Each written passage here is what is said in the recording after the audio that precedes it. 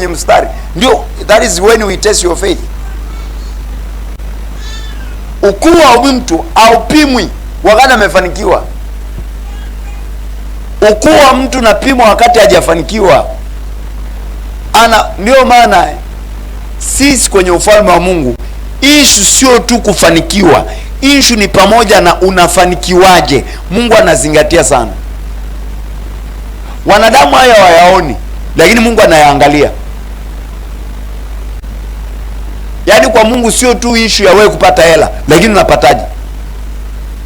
Mwingine anapata hela zake kwa kuongwa, mwingine anapata hela zake kwa kujibia watu, kwa kutapeli. Alafu mtu anaona kwamba haina maana. Hapana, kwa Mungu ina maana.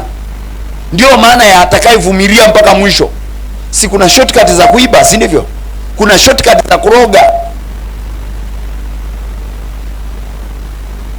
Lakini Biblia imeweka standards za kuvumilia. Atakayevumilia. Hatuvumilii kwa kutokufanya kitu. Tunavumilia wakati tupo kwenye mchakato.